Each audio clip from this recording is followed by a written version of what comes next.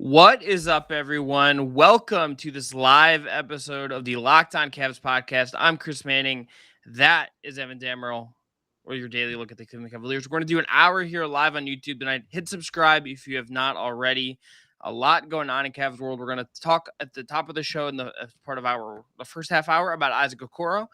And him going to health and safety protocols, which is a bummer, but we'll dive into all the implications of that. I want to thank you though for listening and thank you everyone for making Locked On Cavs your first listen every day. Remember, we are free and available on all platforms.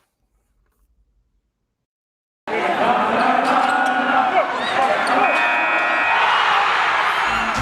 are Locked On Cavs, your daily Cleveland Cavaliers podcast. Part of the Locked On Podcast Network, your team every day.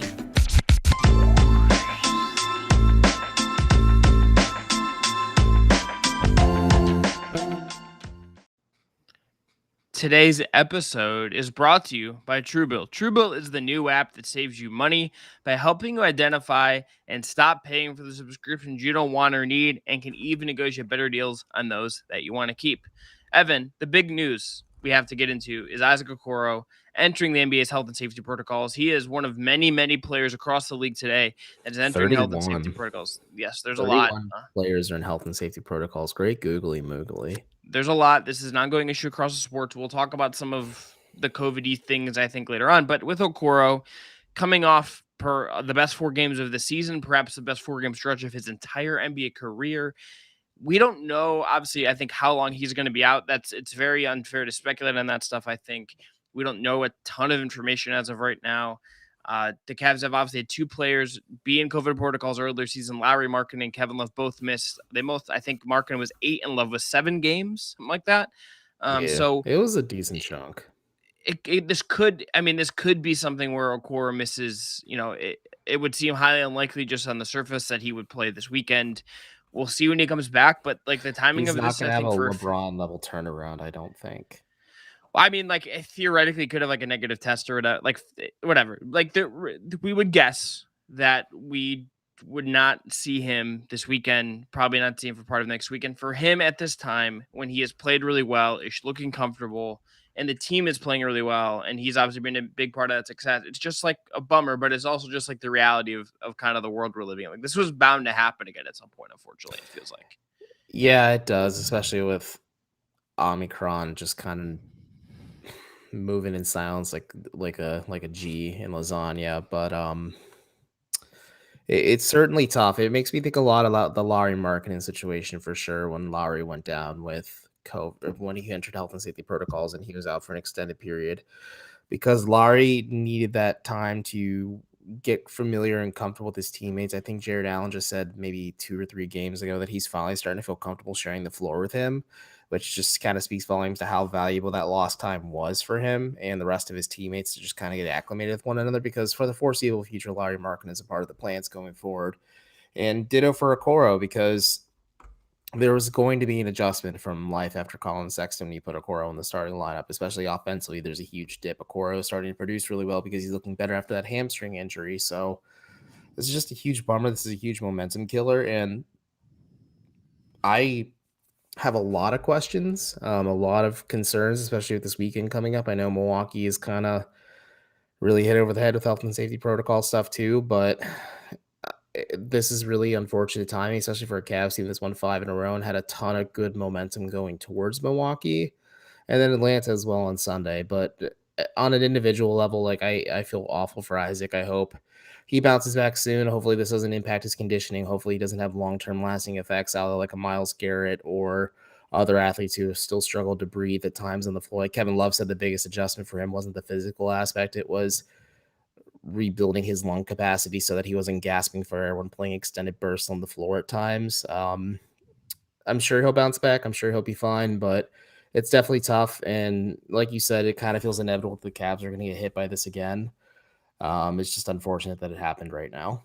Yeah, let's talk. I think let's empathize with Okoro. I think specifically for this, because if you're him, I mean, literally had one of the dunks of the season in the NBA, one of the best plays of the Cavs season when he dunked on 3 dudes' heads last night. He's looked so confident the last couple games. Sorry, I'm Like, thinking about it again. I can't help but no, smile. I'm not gonna like repeat the jokes, and I don't want to repeat the jokes that were made about him being in close contact with 3 people after this announcement was made today. But I did chuckle about them a little bit, if I'm being honest here. But You pretty like, much made the joke by explaining the joke to everybody. So look, that's what I insert do. laugh track here, Chris, in post. That's right. I'm not doing that. But like, this is not only like interrupting a really good flow for him, right? But this is also like he's not going to get to play in his hometown on Sunday because he's obviously from Atlanta. Like, doesn't get that homecoming game. It's just like on a human level, I've been trying more and more to think about some of this stuff, just like instead of like contracts and stuff. Like, I think that's just like I've gotten over thinking about that in that way, like of these people as like assets and things. Like, They're I think, human beings, not right, assets. yeah.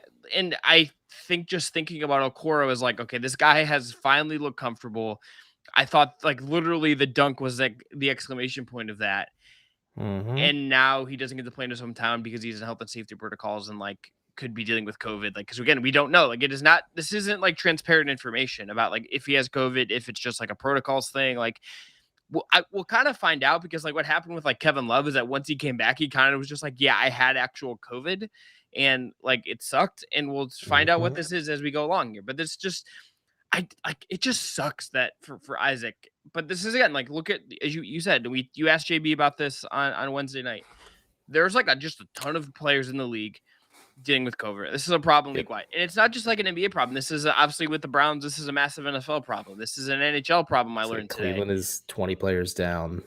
Yeah, like the Browns, not the Cavs, obviously. The Cavs don't have 20 players on their roster. And then you look at like Premier League, you look at La Liga, and over like this is a problem with every single major sports league in the world right now. It's a problem with college basketball, like where they like it's just we're dealing with a different phase of this, and it maybe I don't know if it's going to go back to like what it was like circa March 2020, but like it's just like this you is should like put a not. pin in that This because I is would not like to fun. have a This is not fun. conversation about that. Just in Well, general. I don't know if like let's say I want to just end this segment on this. Do you have I don't feel like anyone actually likes talking about this, but it is just like the practical reality of us covering this team that we have to talk about it. And it's just like the hypotheticals of it just really bum me out in a way that like makes my stomach churn. You know what I mean? Oh yeah, no, I thought you were gonna ask me, should the league go on hiatus for a little bit until things kind of simmer down and maybe until players are fully boosted? I would say yes. Maybe I kind of wonder 1 or 2 week break through the yeah. holidays. Well, I would come back after New Year's, maybe after ML. Yeah, no, financially they can't do that. Well, they're gonna play on Christmas. Christmas is such a big deal for the NBA. They're playing on Christmas, and like the NBA bubble isn't tenable either because there was literally just the select few teams, and then the losers stayed home, and that was still held together by rubber bands and like bubble gum at that point because Lou Williams went to a strip club and tested positive for COVID just for the chicken wings. So shout out Jack Harlow. Shout out to Magic City. Oh yeah, Jack Harlow too. So either way, I think the league should shut down. I also think the Browns, like the NFL, should shut down for like a week just to kind of let this. Sounds awful to say run its course and then you hopefully move forward from this, but it's going to impact the health and longevity of this league and these teams because I hope the cynic in me isn't talking when I say players and teams are finding ways to circumvent this stuff. Like I know Antonio Brown is a good example of this year. Well, not a good example, a very bad example. A bad example, but a good example of players trying to skirt the rules and regulations. The Denver Broncos were an example of this last year. Their entire quarterbacks room took their trackers off and just put them on the floor and then huddled up, and then they had no quarterbacks. They lost the Saints when they started Kendall Hinton, a wide receiver, and they lost 31-3 against the Saints, and it was an absolute massacre. But I don't know because financially the league can't afford it, and I don't want people saying like, well, we just have to learn how to live with it. No, we don't have to learn how to live with it. We need to learn how to put this away forever because it's still a pandemic. And I checked before the show, but 5.3 million people worldwide have died from this, and that kind of puts into perspective that yeah, your entertainment might be put on hold for a week or two, and there might be some fans that are frothing at the mouth, pissed off because they bought tickets for a game, but get the fuck over it. These aren't people that are performing for entertainment. These are human beings who are competing for their lives, quite literally, out there. And I don't know, man. That's just I'm so I'm just frustrated, I guess, just because it just seems like Adam Silver is just like seeing all these cases pop up, and he's just turns back and looks at the TV money and keeps on keeping on. Yeah, things are in a tricky spot right now. I'll be curious to see how the league and other every league around the world maybe do something different here. I will be fascinated to watch that. Evan, after the break, let's talk about the basketball part of this because the Cavs will have to obviously adjust their rotation here and that considering how Okoro's played and considering just kind of like their lack of real wing depth, it is kind of a concern. But first, we got to tell everyone about our friends at PrizePicks. PrizePicks is daily fantasy made easy. They have the best NBA DFS prop game on the market. They offer more NBA props than any other DFS prop operator and offers all the superstar players as well as bench players on the recording of handful of minutes each game. Cavs fans, you've been hearing Evan and I tell you about PrizePicks for months. Why haven't you signed up? It is daily fantasy made easy. If you haven't checked it out yet, you're missing out. I'm telling you, you're going to love this app for NBA and Knicks sports pick'ems. Look, there's Christmas Day games coming up, and they're going to be off the charts and even more fun if you play PrizePicks. So in Cleveland, you could take the an over on, let's say, Nick Mullins, and then the under on Bron's third string quarterback, Evan. He's going to play quarterback because Case Keenum also tested positive for COVID. And the under, let's say, on Lauri Markkanen. I don't know. You could do this. Ton of fun stuff. Go to prizepicks.com. Use or use their winning app on both the Apple Store and Google Play. Use the promo code NBA and download the app. Use that promo code NBA. It's PrizePicks made easy. You get 100% instant deposit match up to $100 with that promo code NBA. Okay. So, Evan. Cavs starting shooting guard out due to COVID. Don't know how long he's going to be out. When I was thinking with a knee injury. Yes. When I was thinking about, well, yeah, obviously, but that's I'm talking about new in terms of right now. When I was thinking about what the Cavs' options are here, I think there are two options that would make the most sense to me on paper. I would say that if you're going to make it and you're going to start, it would be Rubio or Cedi Osman. It's one of those two. Right? I don't think Dylan Windler is a viable option here. I don't think Denzel Valentine is a viable option. You can't throw another big on the floor. That's just insane. Well, I think it has to be okay, Evan. You cannot if it's a fourth big, they're not gonna if they start Dean Wade, Lauri Markkanen, Evan Mobley, and Jared Allen, I will literally light my hand on fire. Okay, that is an insane thing for them to do. The fake hand that Hiram Boyd cut off. Yeah, I will torch my nubs. Okay, they're gonna they have two options, and it's Rubio or it is Osman. I don't think there's another option. There will be a trickle down, and Lamar could get some more minutes. The staggering is going to look different, but I think it's Rubio or Osman if we're looking at who's going to start here. It's either that or they call up Kyle Guy from the G League. I think they. But is he good? But is he going to start? I don't think he's going to start. He could. The Cavs are that thin suddenly at shooting guard depth. Yeah, but going from a guy playing in the G League to just here's a rotation piece and calling him up would be such a crazy thing to try and integrate. If you're going to do that, you might as well just play the wing who is on your roster and Dylan Windler just to do it because you already have a guy that you don't know where you're going to get from him and Windler's at least bigger. I guess Windler would make sense in theory. I don't know if he's going to play tomorrow night for the Charge or not because they're too thin. They submitted their injury report. Well, yet. with the Okoro thing, the Cavs might be too thin to have him in the G League. We might be at the point where you got to kind of worry about it a little bit. Yeah, it's an interesting dilemma for sure. I think, honestly, Ricky would probably get the start because JV has found the best role for Cedi Osman where they don't ask him to do too much and they say, okay, you are a shooter off the bench. You provide some rebounding and some tertiary playmaking at times, but primarily we want you to shoot three-pointers. I think it's going to be Garland, Rubio, Markkanen, Mobley, Allen when they tip off Saturday in Milwaukee. I don't know if it's going to work necessarily, but they'll try it. I think maybe that'll be a new wrinkle to kind of get Drew Holiday's pressure off of Darius a little bit too, because you need kind of that secondary playmaker and shot creator as well, because who else are you going to get it from? Because Drew's probably going to clamp up Darius the entire game, but it's tough, man, because I've actually thought about this a lot. Who is going to start? I think about the defensive matchups just because the Cavs are such a good defensive team. Like I look at Sunday's game against Atlanta.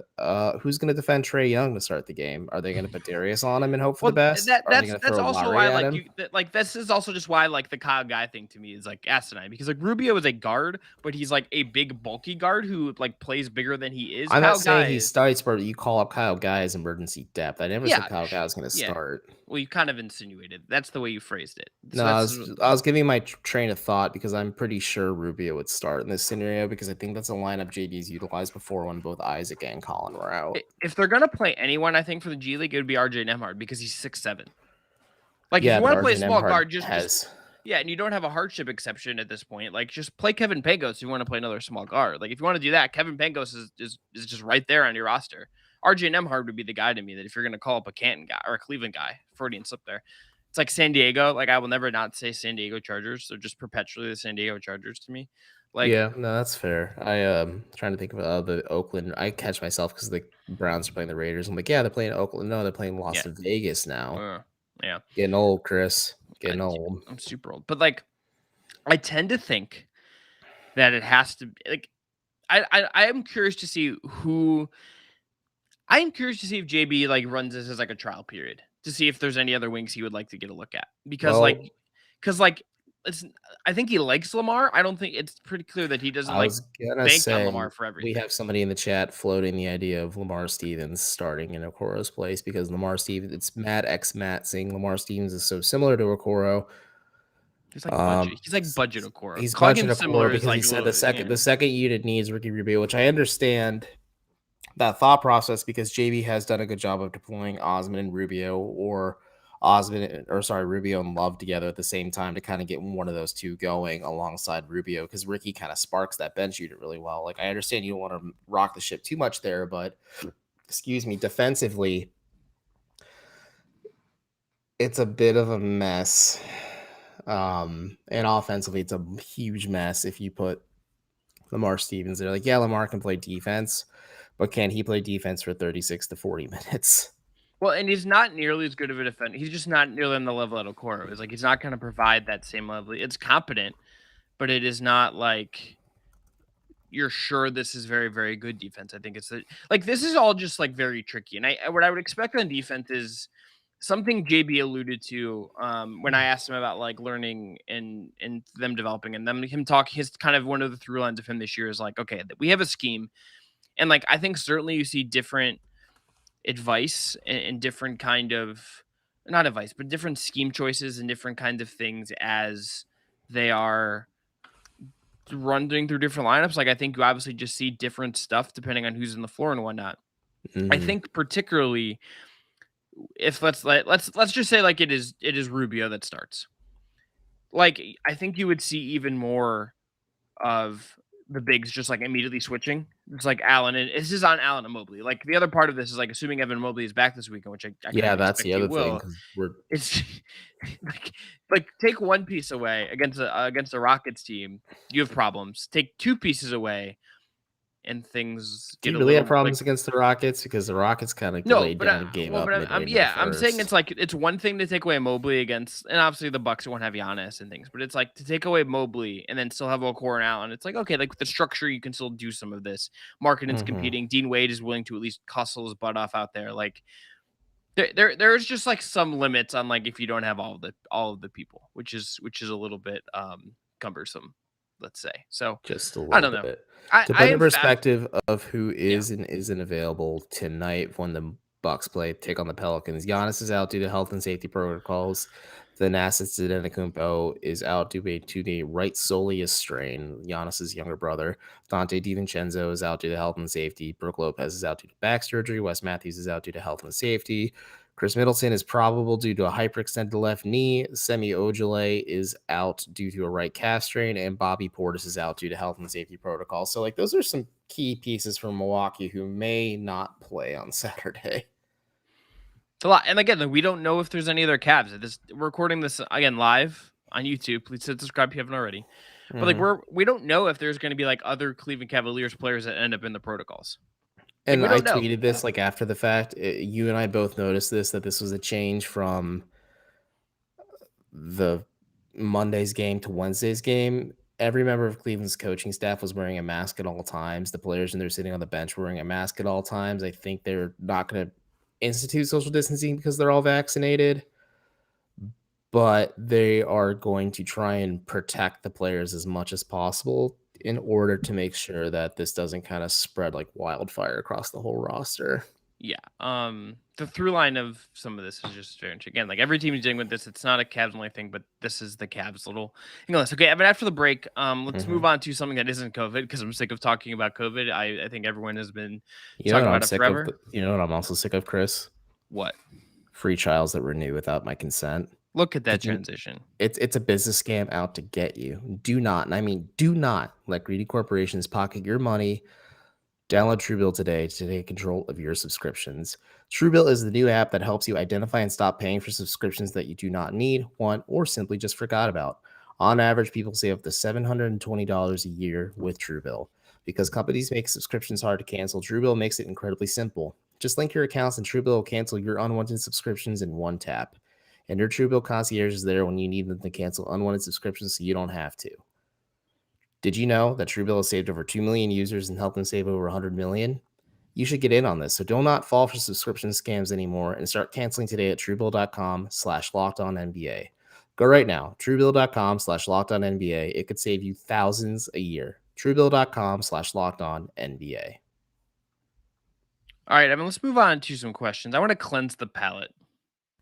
Let's get some pickled ginger, put it on the back of our mouths, maybe smell some coffee if you want to do like a candle palate cleansing thing. Yeah, so looks like if you have any questions, now's a really good time to drop them. I'm only seeing the one right now, and I know you had one earlier, so maybe I am just missing some and we're having a little glitch here. But Evan, do you have any do we have any questions in the chat that we can get to? Would you trade Love for the right price? From Mad X Mad or Matt X Mad. Yeah, I would. I mean, like Kevin Love's beneficial to this team. He's a beneficial veteran leader for this team. Mm-hmm. But I think any player not named Darius Garland, Evan Mobley, or Jared Allen are available for the right price on this team. And you're lying to yourself to say like, oh, Colin Sexton cannot be had or Isaac Okoro cannot be had. Yeah, they're both great players in their own right, but if the Cavs can use those players to consolidate them to maybe make an upgrade to support those key three players I said, you absolutely do it. Yeah, look, here is just the reality I think of to remember with trades. They are not 2K. They're not like, hey, here's Kevin Love. I'm going to insert him into this trade thing and send him and get him for player X, player Y. Or like, I'm just going to like. I had one executive say that the NBA trade machine is a blessing and a curse because the hypotheticals that fans spit up on the fly like instantaneously are insane. They're crazy. I don't think they're like unuseful in like thinking about roster construction, but like I think people have to remember that teams are never going to be as attached like because they have to decide to make improvements on the roster and do all these different things. Like you have to be in a position where you are not going to like be like beholden to these guys on your roster. You're going to make a point to like upgrade your roster if you can. So like if the Cavs could find a deal that Kobe Altman and his team and then the coaching staff with their input thinks makes them better, if they could trade Kevin Love for something that they think makes them better in whatever way they want to define that, I think they would absolutely do it. I think if I'm saying there's only 3 untouchable players on the roster and you've named them, it is in this order to me: Evan Mobley, Darius Garland, and Jared Allen. Those are the 3 most untradeable guys on the roster. I like in that order.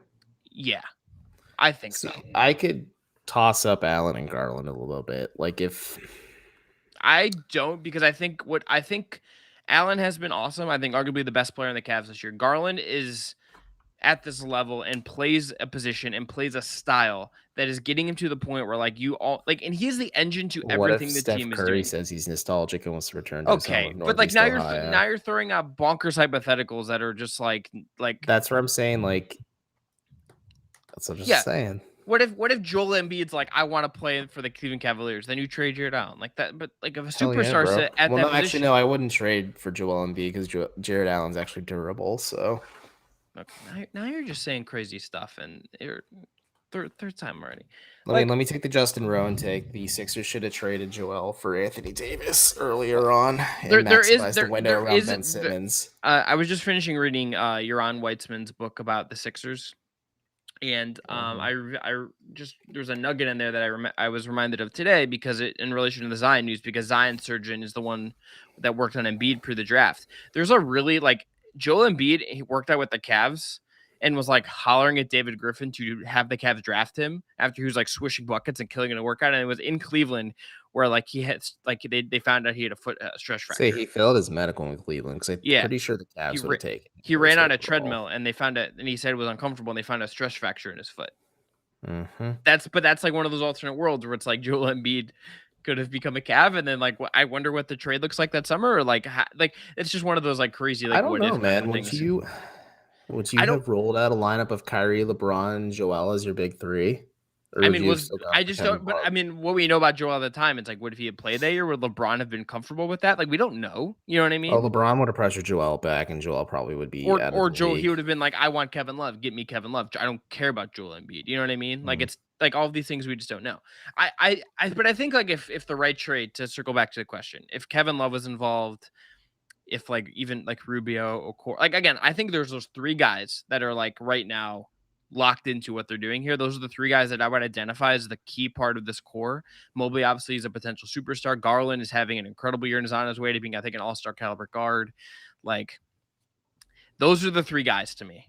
And I think everyone else, if you found the right deal, if they felt like they could get Jaylen Brown, let's just say, and I don't think Boston is there yet, it seems in terms of him being available. And it was the Celtics were okay, we want X, Y, and Z, and Okoro is the last thing on there. I think the Cavs yeah, we're going to get Jaylen Brown. That's just how this works. They're never going to be tied. We should talk about that hypothetical trade after the break. Yeah, if someone asks us about it, I want to make this a listener focused thing. And Evan, just so you know, I don't know if I didn't tag you in this. I wanted to see if I could genuinely surprise you, and I'm waiting for him to slide on. But we are going to have a special guest. What? We are going to have a special guest here on the pod. He just joined. Oh.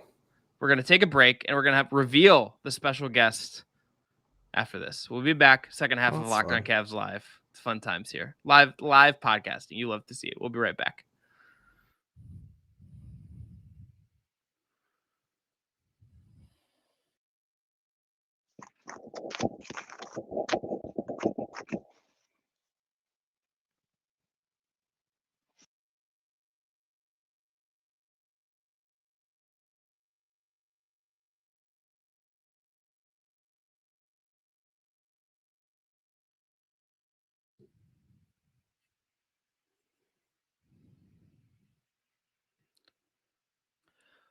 Whoa, we're back.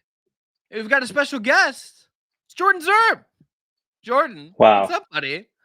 Wow, what an honor. What a true honor to be here amongst you two gentlemen. This is a highlight of my evening. Look, you're back in the land. Back in the attic of my mother's house. You came in the weather. The weather's not Cleveland winter. It's 60 degrees outside. It was weather.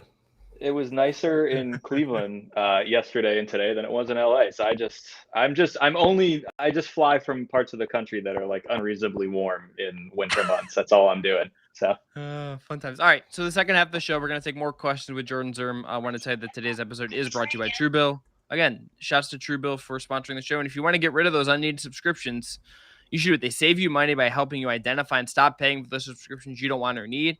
And they can even negotiate better deals on those you want to keep. Get those questions in. It's me, Evan, and Zurb right after this.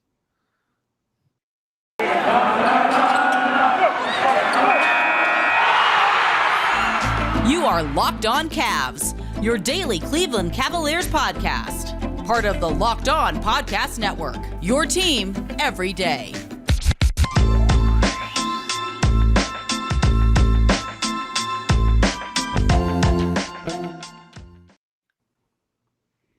Jordan, as we get into some questions here, is there a topic that you would like to use? If I can find a question, or if you would like to get a question from our viewing audience here, is there something you want to talk about even that we can just kind of go with here?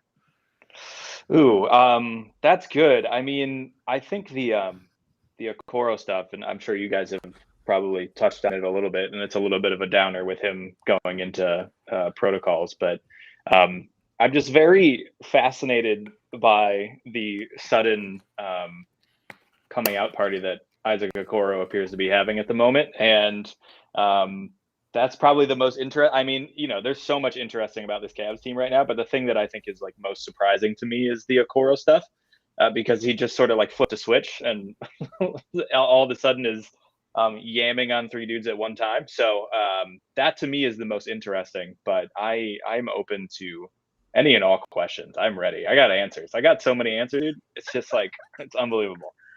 That's funny. The Okoro stuff, does it feel I have a sustainable to question. you guys? Does it feel sustainable? Well, first I want to know where Jordan was when he saw the Isaac dunk. Oh, yes. Good question. I literally, so my flight got delayed yesterday. So I landed in Cleveland at like 10. I was supposed to land at like 8. I landed in Cleveland at 10, and I tweeted about this. No joke. I turned my phone off airplane mode, and I opened Instagram, and like the first thing that popped in my feed was the dunk, and I had to like rewatch it like 3 different times, and like people were like looking over my shoulder at it, and it was just like, I mean, I've always known, like, I think Okoro is like, he had some dunks at Auburn that were nasty. Chris, he had that dunk at Summer League that was pretty nasty off an assist from Evan Mobley. He dunked on Jokic last year, lest we forget. Yes, this is true. Like, my man can dunk, but this was another level of dunking. You don't see 3 guys getting posterized at once. That's just like not a thing that happens. So that being on the plane and like that being the first thing, and then checking the score and seeing they won by 25 and being like, oh, of course, this is just what the Cavs do now. They beat bad teams by 25 points. I think, like, for me with Okoro, just in terms of sustainability, is like the 3-point. I think the 3-pointer is going to come and go all year. But if he can just get it to a point where like defenses can't just like chill in the paint while he's at the 3-point line, like that will be a good start. And just shooting an average rate from 3, like even like low 30s, I think we'll start to do that. I think the other thing with him is like, it does seem like such a confidence thing, especially when he drives to the rim. I think like he has all the ability in the world on drives. Like, he's big, he's physical. Like, he's got a Euro step. He has moves. He can get to the hoop. I think we've seen in the past, especially last season, like finishing his sometimes not a strong suit. Like, he'll get to the rim and then it looks like he has no idea what to do. And it does seem like recently he's really like driven to the rim with a purpose and with an idea of like the move he wants to make at the rim. And like that to me is so important, because like, it's all great that you can drive, you can get there. He's a big dude. He's going to be able to kind of like take contact, but it was the ability to finish and not sort of just throw the ball up at the rim while taking contact in it. That to me is almost as big as the 3-point stuff. Because I do think the 3-point stuff is, it's just going to be never going to be like an incredible 3-point shooter. That's just not his shot. But I think the confidence in finishing and working on his finishing, like we've seen these last few games, that to me is like, that's sustainable to me, I think. And I think that will be his bread and butter. And hopefully that's what he can continue to do. Really sucks that he's now out. Just like sucks. Yeah. It just, again, we talked about this it sucks. And, but this is just, again, it's just like the reality. And like, I wonder how NFL teams are doing this, but like, I wonder how like NBA teams who never get to practice anyway, like keep guys engaged, Like, how do you like keep Isaac Okoro like from like to progress if he can't practice, if he can't like do anything because he's in protocols? Like, can he just like ride like his like pellet? Does he have like a Peloton at his crib? He's got a VersaClimber at the crib, probably. Yeah, 100% a VersaClimber. Absolutely. Yeah, Cavs. Cavs have those. Yeah, that's their thing. No, Isaac's Atlanta born and bred. He just plate pushes around Cleveland right now with a mask on, keeping 6 feet away from Colin everybody can't do else. it right now, so Isaac's got to pick up the Atlanta mantle, pushing weight sleds around. That Colin Sexton like recovery hype video, it like tingled some emotions in me. I was like, oh, he's a freak. He's slamming a medicine ball, pretty much a whole brace going up his leg. There's great production value. Great production value on that. on that video. You got to respect it. Yeah, for sure. I mean, if you ask JB about it, though, he's just going to say they FaceTime Isaac constantly. They include him on any and all meetings and things like that. And like that's what they do with Colin as well, from what he shared with me publicly. Other than that, they'll probably have like a regimen saying like, hey, if your lung could like trying to maintain your lung capacity. Because again, I think that's what Kevin stressed the most is like physically he was fine because he was in shape, but like he had the hardest time breathing and getting used to like catching his breath on the floor at any given moment. Just a note on Okoro's 3-point shooting. 30.1% on the year. 32.8 on catch and shoot threes, which is 36% of his shots. He basically doesn't take any pull-ups, which makes sense. But like that is even like a little better last year. It's obviously not even league average. We got to see where it gets, but I am again like an Okoro believer. I think he's going to be fine. Last year 29.7% on catch and shoot threes for whatever it's worth. So he's like, it's like a little improvement. You got to take that win where you can get it. If we're gonna evaluate him, and the pressure obviously is on him in a lot of ways as we're thinking about this. So I don't know. It's all right. We're gonna take some questions. First one. This is a wild fake trade to me. Dylan Windler, top 3 2022 protected first for Cam Reddish. I mean, it says, yeah, sure, why not? Yeah, that's what I was gonna say. If Atlanta will do this, then okay.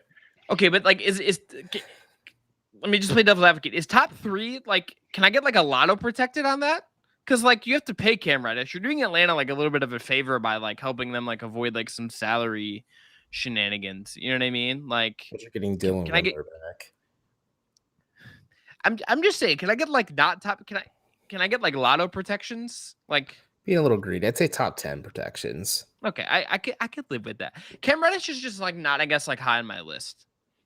Brad Rowland has like Brad Rowland has basically like pilled me on Reddish, and that like he's not actually a good offensive player. And like that, if like why am I doing this? I'm not getting another that can actually like handle the ball at a high level and create some shots. Like if I'm doing a trade, and then I have to pay that guy, like because the other thing about Reddish is like the money is coming due in a way. Yeah. And I guess you have a good relationship with Clutch, but like you're kind of trading from kind of knowing that the money is coming down.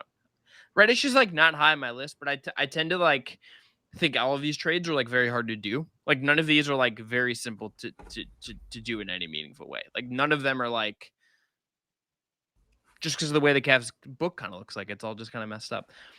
But if like I guess like if you could get it's a little messy. Do you guys like Reddish? What do you feel about Reddish? I think Reddish to me still feels a lot like he was at Duke, where it's like you understand why he's so tantalizing and like why you want to have a sort of 3-and-D wing that's like his size and looks good shooting the ball. That was like the biggest thing out of Duke. It was like, listen, he looks great. His form looks great. It just doesn't go in as much as you would think it should. I guess I'm bullish on Reddish just because he remains very young. I don't know, that Atlanta offense, when everybody's healthy, he's like not a top option, like he doesn't get a ton of rhythm and he's just kind of like he's had injuries. And I wouldn't say he's like the number 1 sort of wing guy. I know the Cavs have been sort of linked to Reddish in terms of these trade rumors for what feels like a while now. And there's been reports that they like him a lot, but so he's not like top of my list, but I think I'm probably higher on him than people are, just because I think like he's, again, has time to sort of continue to develop and work on his shot and is a good defender. So yeah, I don't know. I think, man, if you could like ship off Dylan and like a top 10 protected, then yeah, I'll be even higher on Cam Reddish. I don't know if it's realistic, but yeah, I don't know. I'm kind of like, I'm bullish on Cam Reddish. That's what I'll say.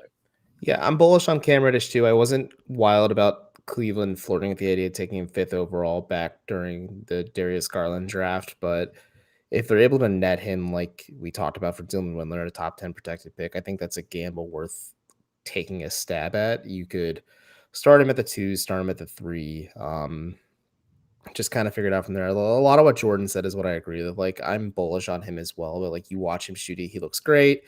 But the contract year Cam Reddish experience is something to behold as well. I remember watching him during the preseason and early into the season with the Cavs played Atlanta, and Reddish was kind of bombing it at points, and you can really tell that he's a bit in the coach's doghouse in Atlanta too. So I think once Atlanta's fully healthy, he's going to be kind of more phased out of the rotation too. I don't know. It's interesting. I think it could be a gamble worth Cleveland's while, and if it's the cost is that low, I don't really see the real loss here either. Notably, checking this on the trade machine real quick, the Cavs would have to attach like one of their other minimum salaries if they're going to do this, because they cut like another $600,000 off their books because their cap sheet is so mucked up. If they have to give up Denzel Valentine, I mean, he has the Michigan State grit, so I don't really know if we can do that. Don't you take Denzel Valentine from us? Don't you do it? If that happens, you have to like go sign like someone who either like was a dog on the Warriors title team, shouts to Jordan Bell, or find another Michigan State grad that you can like bring him from the G League or something. Or find a guy who was scarred by the bullying Bulls and can hype up Lauri Markkanen on Instagram. Oh my god, yeah. Well, Denzel did also drop an album last year, so like, I mean, just sign Kid Cudi, honestly. Odd. Was it on your Spotify Wrapped, Chris? Was that it was on your Wrapped? I will not confirm or deny, but you know, it was up there pretty high. Obviously, it was top 0.1%. Yeah. I get when you get those emails about like, do you want like advanced tickets for shows? It was like Denzel Valentine hasn't ever done a concert, but if he does, we'll be notifying you on that. Chris was the only one in the Denzel Valentine exclusive Spotify green room. Yeah, it's just Chris and Denzel. It was a really nice, a really awkward silence. Yeah, it was like the Nirvana Unplugged, but for me only. You know, it was cool. It was very cool stuff. All right, after the break, I have a question I'm going to ask you guys about draft picks, because I've been thinking about this and I don't know where I stand in comparison to you guys. And we haven't talked about this, but Evan, you got to tell everyone about our friends at TrueBill first. I do. Do you know why free trials renew without your consent? It's a business game out to get you. Do not, and I mean do not let greedy corporations pocket your money. Download TrueBill today to take control of your subscriptions. TrueBill is the new app that helps you identify and stop paying for subscriptions you do not need, want, or simply forgot about. On average, people save up to $720 a year with TrueBill. Because companies make subscriptions hard to cancel, TrueBill makes it incredibly simple. Just link your accounts and TrueBill will cancel your unwanted subscriptions in one tap. And your TrueBill concierge is there when you need them to cancel unwanted subscriptions so you do not have to. So, if you're interested and you don't want to fall anymore for any more subscription scans, start canceling today at truebill.com/lockedonnba. Go right now, truebill.com/lockedonnba. It could save you thousands a year. truebill.com/lockedonnba. Okay, with draft picks, I'm gonna out him on this take, and he'll come on. I'll make him come on the pod and tell me to do this. But Martin Rickman, for months, dating back to Las Vegas when he sent Zurb and I to a breakfast place where we waited like an hour and then hallucinated off of cold brew, has said that he thinks the Cavs shouldn't really even think about worrying about their draft pick next year. That they should just trade the draft pick if they can find a reasonable deal. That he's just like, I don't really care if they use their pick next year. It's not useful. I don't know. Can Martin see into the future and he knows the Cavs are a playoff team? Martin already is Destiny from the X-Men, and if you know that's terrifying. Yeah. But what do you guys think about the Cavs and draft picks with where they're at? Because I'm a little torn on this. Because I on one hand, I think if I could find the right piece, I would absolutely give up the pick for a year, because you already have all these young guys anyway. Like, get me another guy that can help right now. But at the same time, I think part of being a market like Cleveland is like needing to develop over time and develop guys to replace guys that get too expensive or want to go somewhere else. And like, I think like going down a road where you trade a ton of picks for nothing that good is a little dicey to me. And it's just cap wise, it's also hard for them because like their cap situation is just weird, and it just will continue to be weird because of the timing on Lovegan coming off the books, but then like the Garland extension and theoretically kicking in a Sexton extension, all that stuff. Like it will complicate their cap sheet if they don't have like the cost control of first round draft picks to kind of lean on if they want to go that route. Yeah, it's tough because you look at like teams like Atlanta. We just talked about the Cam Reddish trade. Like if Cleveland keeps adding first round picks to their salvo, let's say they end up signing and trading Colin Sexton, they get multiple for like a first or two for their troubles.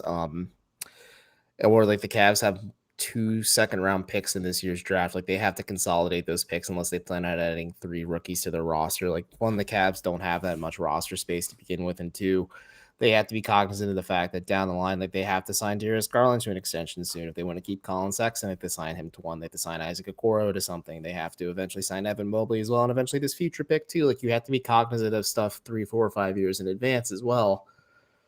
But Cleveland also isn't a team like Boston under Danny Ainge that's kind of sucked at drafting. Like I'd say Kobe Altman has a pretty solid draft history other than the Dylan Windler pick, but I think you can't really foresee injuries being a thing. So at the same time, like I can understand why you're torn. I think I am too, because that's always kind of like just going back and forth and making a face while you're going through your thought process. I think the Cavs could take the shot of consolidating some of these picks they have, maybe some of the young talent they've accumulated. If there's a power play available, whether it's a Jaylen Brown, or hell, if they want to go take a run at Ben Simmons, they can go ahead and do that too if they really want to. But like, there's probably options that are going to be available for the Cavs next offseason to upgrade that this already on this already promising season. But at the same time, you don't want to completely jeopardize your future, because this could also blow up in your face in spectacular fashion. Because like I said, you can't predict injuries. It's really unfortunate. And like what's happened to Colin and what's happened to Dylan as well, like you can't foresee this happening at all.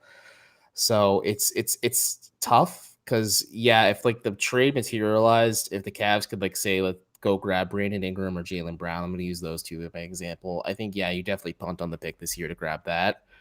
And because that is a clear position of need if you're the Cavs, and that's a huge upgrade at that position as well. Yeah, I think I'm kind of with Evan there. I think like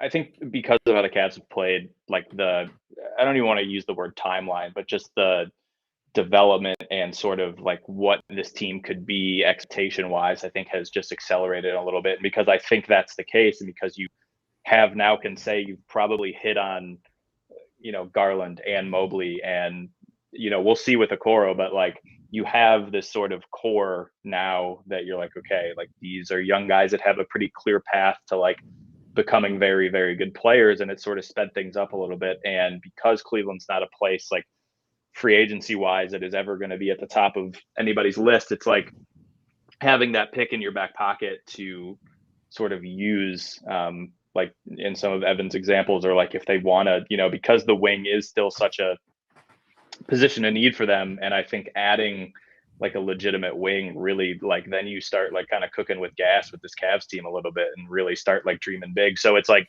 I understand like having it as insurance and having it as, just to like Chris, to your point, because they are going to have to pay some people and there may have to be some decisions about certain players in the future. Like, so yeah, it's always nice to have that pick and get a guy on a rookie scale, but it's like, if there is an opportunity where you're like, if they want to do it for this player who can help immediately and who is probably the version of a wing that you imagine whoever you draft, like you want to be that player, then like, yeah. And right now, absolutely. And not like 3. Yeah. And it's like, if it's right now and not 3 years from now.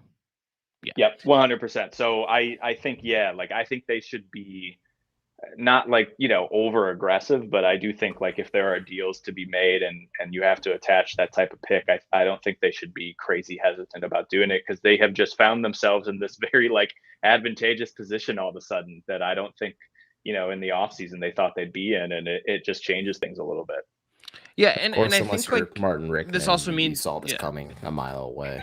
If only Martin was in the front office, he could have told all of them. Look, Martin Rickman, the head honcho over there at Dime, is a wild character.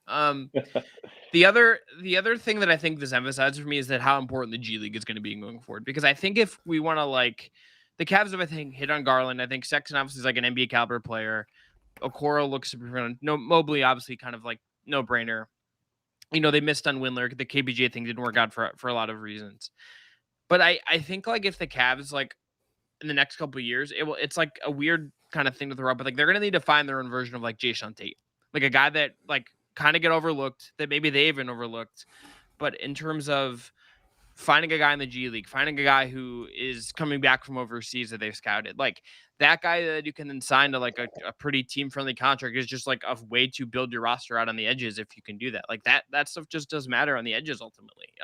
It's not easy. I'm not saying it's like they're gonna nail every single one of these, but they if they can find that guy, if they can sign a guy to 2 and then develop that guy, like that is a win of figuring some of this out. So I'll be curious to see if like, and like, and to their credit, I think with like Nembhard, I don't know if like RJ Nembhard is going to be like a rotation player or whatever in the league in 2 years, but like I like that kind of two-way more than I like London Parantes. You know what I mean? Do you like Taco Fall in that vein then, or do you think it's more of a Parantes thing? I think it's probably more in the middle. I agree with that. I think that's fair because I think I told you last night I saw a fan with a custom Cavs Taco Fall jersey, and you and I agreed that like the mascotification of Taco Fall is kind of gross, but there is something I don't there like that. too. Yeah. Like his per 36 numbers in the NBA are like kind of outrageous, but it's like he's never able to like play them, and then like it is also, I just like think it's like I feel weird for him when like he enters the game and people are just like losing their minds because he's just big. So if I was Taco Fall, I would be like, please stop every time I check into the game, like giving me this like cartoonish standing ovation. Like it has to get by now. It even happened on the road. Like who did they play on the road before? Like a couple games ago, I forget who the opponent was, but he like checked in and like the fans in there were like cheering his loud, and it's just got to be like, it's got to be so tiring for him. He just like probably just wants to play like be a normal basketball player instead of being the like we want taco guy. So I feel bad for him sometimes. Yeah, I agree. All right, And after the break. Bowl. Yeah. Well, Bulls, that's a whole other thing. All right, after the break, we're gonna take some more questions. Evan will pick some great ones out for us to on the other side. But first, gotta tell everyone about our friends at Built Bar. Built Bar is the best tasting protein bar out there. If you're looking for a holiday treat to kind of hold you over until the holidays, you're looking for something to eat after a hot yoga class or after a workout, after a run, check out Built Bar. They have so many great flavors: raspberry, mint brownie, cherry, double chocolate, cookies and cream, and many more. They have mixed box if you want to try all 18, and they have a bunch that are holiday specific. Like they had eggnog and gingerbread, and like they have a ton of great ones that you should go try. If you want to drop some in stockings, I can't blame you, as that is a good stocking stuffer either. Maybe dip it into a cup of hot cocoa, melt it a little bit, and give your beverage If you have a bit of the kids, Built leave Bar it out flavor. for Santa on the plate. Jack Santa. It's not bad Santa. It's Jack Santa who gets gains. Shouts to Billy Bob Thornton. Anyway, go to built.com. Use the promo code LOCKED15. You're going to get 15% off your order. Again, that is promo code LOCKED15 for 15% off at built.com. And I got to tell you about our friends at BetOnline. BetOnline is the fastest and easiest way to bet on all your favorite sports, and they have more props, odds, and lines than ever before as the football season continues to march towards the playoffs.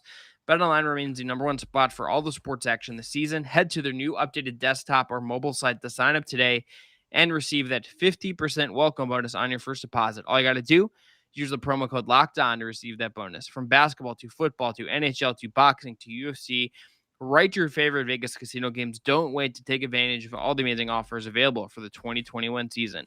BetOnline is the fastest and easiest way to bet on all your favorite sports. That's BetOnline. That's where the game starts.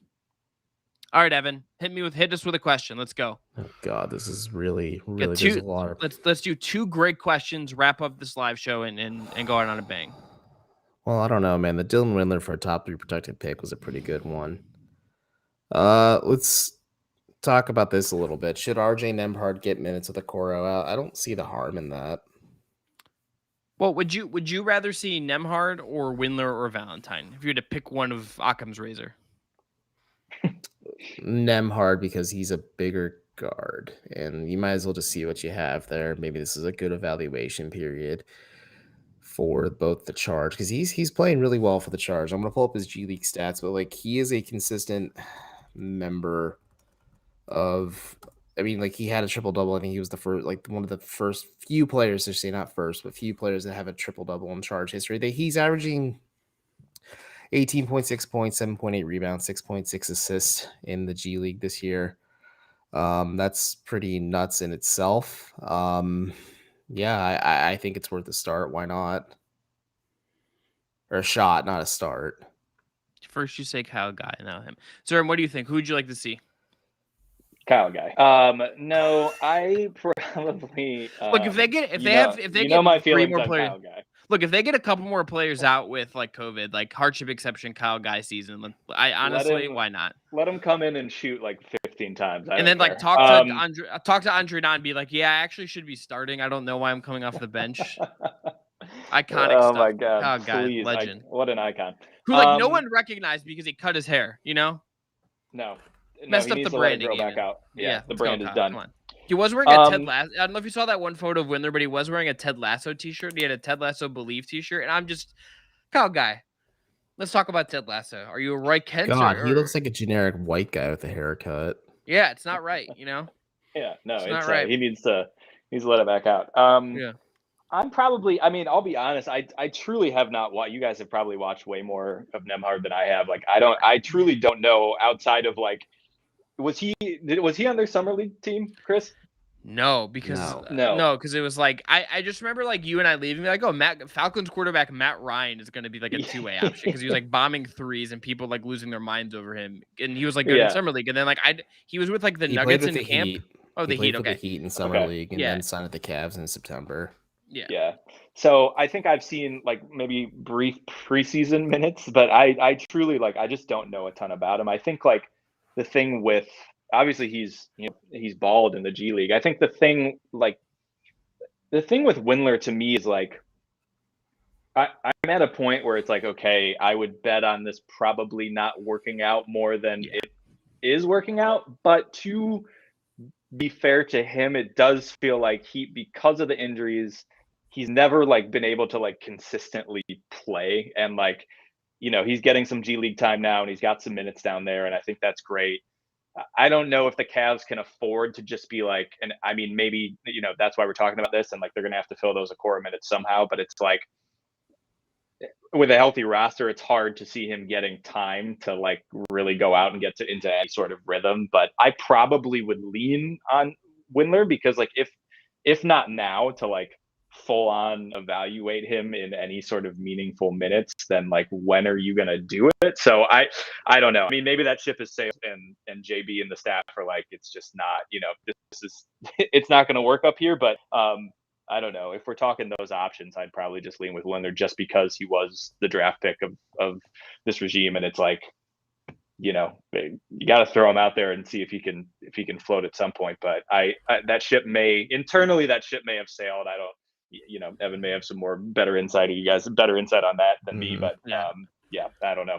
I don't think it's necessarily sailed. I think they're gonna give him the best opportunities they can, but they're obviously gonna be like depending on him on a night-to-night basis. Yeah, like he doesn't have like a runway to figure this out. Like he just kind of has to do it, and if not, like the plug gets pulled. You know what I mean? Like I think that's one of the things. Like them accelerating this year, it's like you probably do have less room to be patient with some of the guys that have not done enough to give you at least some hope before. It's not like because like Dylan Windler is like NBA career, and it's not really his fault. It's just been bad luck and things, but like hasn't been impressive. Like that's why like I loved him getting to go to the G League just to play and like shoot the ball and like get in the rhythm. Like that's like I know he got married and was coming off the injury in the summer, but like he was a guy that I think summer league like would have made a ton of sense for if he would have been able to go and all that stuff. I'm actually warming up to the idea of like let's just start Lamar Stevens just to see. I just want to like sometimes see stuff just to see what happens. Wouldn't hate it. I don't think he's like quick enough to like defend Trey, so like maybe Darius has to do it, but like let's just see what happens. You're an absolute madman, Chris Manning. I am a madman. I'm an absolute man. Look, I just sometimes just want to like too. Well, you're nuttier than me, bro. But I just want to see. I'm chaotic. I'm just chaotic good. That's all I can say.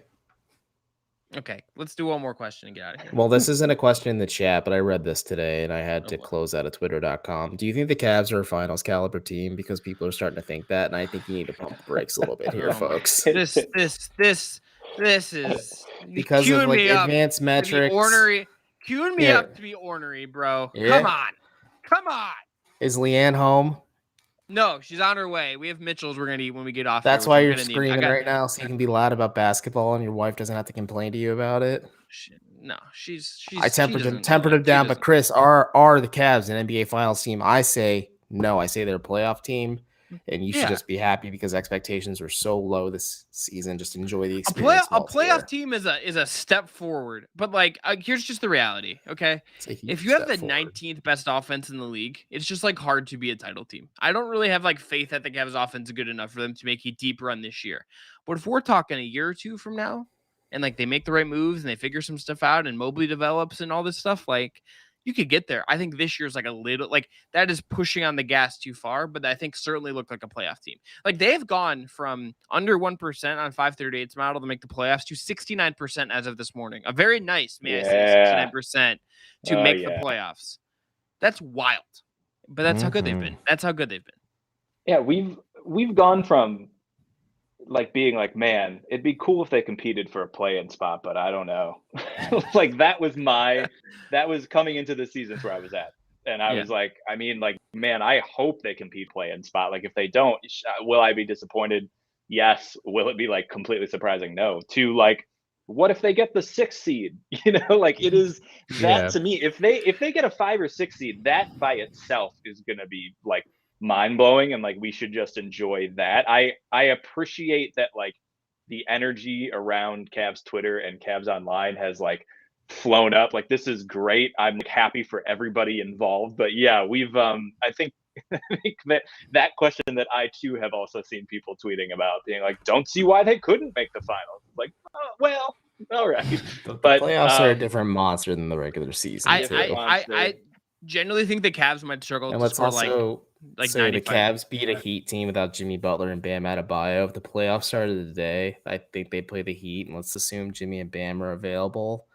The Heat are favorite in that series. Yeah, Eric Spoelstra would coach circles off. Well, it's just like I love Garland, and I love like Rubio's been awesome. This team does not have enough ball creation to like manage a 7-game series with how basketball ends up getting played in the playoffs. They just like don't have enough to navigate some of that. Yeah. Even like I think about a series against the Bulls, which I think would be a blast. But like in that series, I'd be like, man, like Zach LaVine could come out and score 50 in a game and bury the Cavs in an avalanche. Like there are just like the playoffs are so different. I think that right now it's like just being able to, if they get to host a first round series, if they got to the 5 or 6 seed, like nuts. If they get to play in the playoffs and Darius Garland and Evan Mobley and Jared Allen, who's been in the playoffs before, but not in a little bit now, obviously. And like Isaac Okoro and like all these guys get to get their feet wet in the playoffs, that is such a big deal. That's a big deal.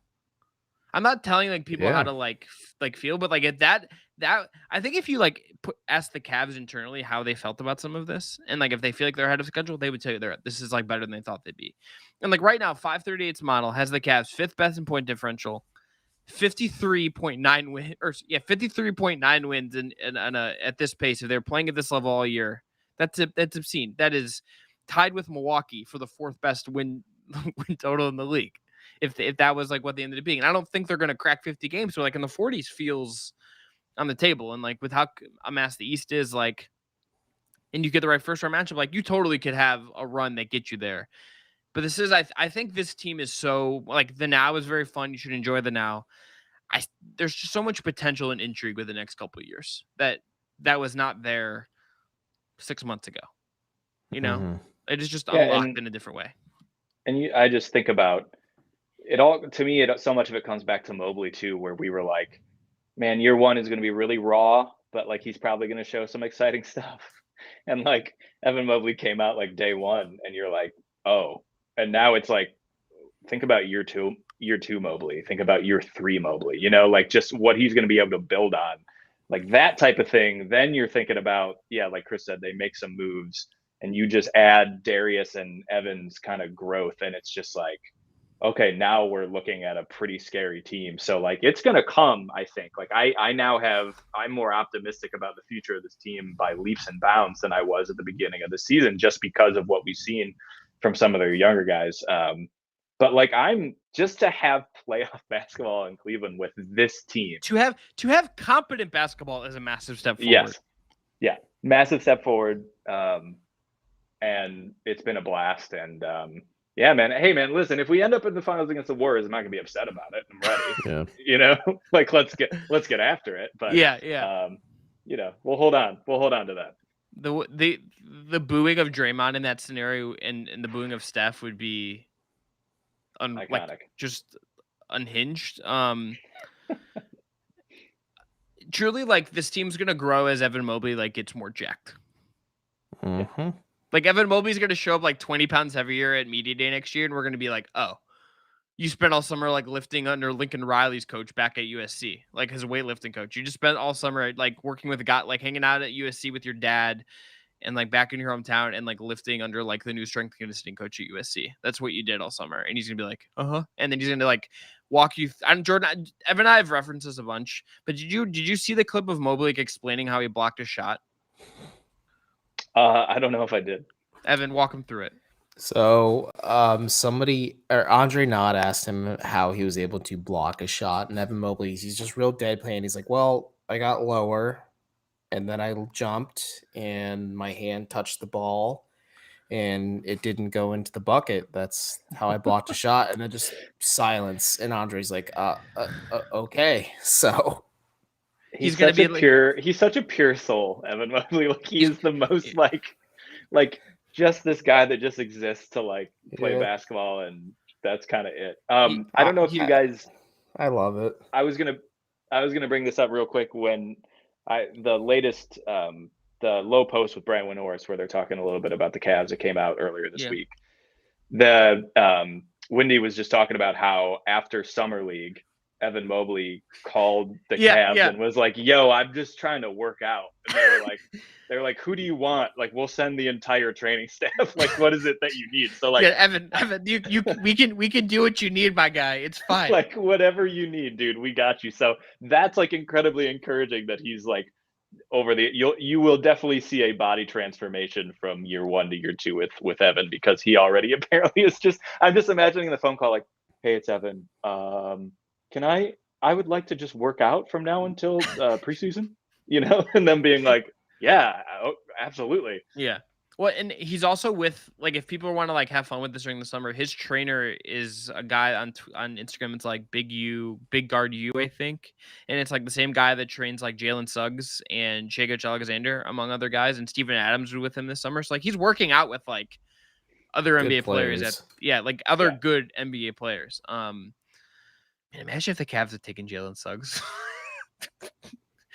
Like, oh man. Even like I wanted Jalen Green. That was the guy. I assumed Green was going to be third if we go back. Like I just kind of was Jalen Green's going to be the pick. I just kind of thought Mobley was going to. But even like thinking about Jalen Green, who's kind of had a beginning to his career that I thought he would have. Like he's a high volume, doesn't take very good shots, but you can see the athleticism and you can see what he could become. Man, even that, like this year, knowing what Evan Mobley has looked like, we'd be like, damn. Like I think it'll come with Jalen Green. I still think he's going to be really, really good, but it's like they just found themselves in the absolute perfect scenario with Mobley falling to 3. So you gotta just thank somebody for that. Sometimes it is just luck that this stuff works out in a way that helps you. And the Cavs they're good. They're being coached well. They have got a lot of really good players. They've also gotten lucky. And I'm curious to see how they approach this roster construction. Jordan, before we go, do you have a trade target you like? If you were going to be able to pick a guy that the Cavs have been linked to, or that you could have a dream a little bit, is there anyone that comes to mind for you? Yeah, there's a few. I think like the Karis LeVert thing is out there, and I know he's struggled a little bit this season. His field goal percentage is really down. Apparently, Tony East from Locked On Pacers was tweeting that he played the best game of his season and had 30 points. So okay, all right, great. He's showcasing himself. I appreciate it. I think Columbus, Ohio's own, almost Ohio Bobcat until John Beilein stole him away. Karis LeVert, let's go. Yeah. So Karis LeVert. So like I think I'm on board with that. I think like the Pacers thing is just weird all around because they're just sort of treading water. But I don't know if this is like a long-term play, and I know too, like this isn't I don't know if this is the move that takes you to another level. I just, for whatever reason, love Terrence Ross, and like I think that like he would just like slide in perfectly to this lineup as a wing that can just get you buckets, that can shoot the 3, and like he plays in Orlando, so nobody ever sees him. He's like he's a very good player, and under contract, and he's under contract for next year. So like it's not like it'd be a rental situation if you were to go make that move. 100%. I know like Jeremy Lamb is a name that comes out too. And like, I like Jeremy Lamb a lot. He's obviously got more size and maybe is a better defender, but there's just something about Terrence Ross's offensive game where it's like, look, the Cavs have this incredible defense. And I think with Mobley and Allen back there, it mitigates the need as much for like to add somebody where you don't have to fully be like, he's got to be a good perimeter defender. He's got to be like an elite perimeter defender. And I just like Terrence Ross's offensive game when the Cavs need a bucket, like when Garland sits, it's just like, look, man, he'll get you one. So I think honestly, on that sort of mini list outside of like like somebody said Brandon Ingram, that's to me is like another tier, and that's like somebody you're adding long term. But like Terrence Ross, I think is a pretty good target that maybe wouldn't cost you a crazy amount. I don't know, but we'll see. But I think Terrence Ross is kind of the guy I've been like, oh, that would actually like be a really nice fit. Ingram or Jaylen Brown, if you could pick one, if you're a big game hunting. Who and Jaylen Brown? Brandon Ingram or Jaylen Brown? Oh man, that one's really hard. To me, it's Jaylen Brown. I don't think it's close. I think I would probably lean Jaylen Brown as well. Obviously, he has spent a lot of time sidelined this season, so he's not like fresh in our minds, I guess, as Brandon Ingram, maybe a little bit. But I think I would definitely lean Jaylen Brown over Ingram. Yeah, I would lean Jaylen Brown over Ingram too, just because he just makes more sense for this. Like just defensively, he does a lot for me. Imagine, Evan, we were talking about this earlier. Just imagine if you had a 5 of Garland, Brown, Okoro, Mobley, and Allen. Silly. They'd be silly. The defense alone would just be like outrageous. It would be, people are like, oh, defense doesn't win championships anymore. I'd be like, this one might. if they can hold teams to like 90 points a game. Yeah. Like, and they run like pick and roll 900 times and just spam it, I don't know. You're good. What a time. This Cavs season truly could not have been more fun than it has been. Truly. Like there's a world where like we're talking about like Rubio trades now, and instead we're like playoffs ? Like it's tons of fun. It's tons of fun. Yeah. Isaac Okoro hopefully gets well soon. Thanks everyone for tuning in. Evan, anything you want to plug as we get out, as we actually wrap up now, as I finally land this plane instead of like hovering above the tarmac for like 10 minutes? I respect it, but no, if you haven't yet subscribed to Write Down Euclid, I always appreciate it. I'm hoping to be able to give you guys trial subs at the start of the new year, but yeah, if you can support me, I'd really appreciate it. We're really booming. Subscribe to us on YouTube as well. Get your booster, wear a mask, be safe, all that good stuff. Yeah, check out the check down where Jordan's doing the Lord's work, doing a ton of NFL stuff, and support them. Support us on YouTube. Hit subscribe. Everyone, be well. Have a good weekend. We'll be back on Monday after the Cavs have a big doubleheader against Milwaukee in Atlanta. Everyone, be well, be safe, and enjoy Cavs basketball because it's fun as hell.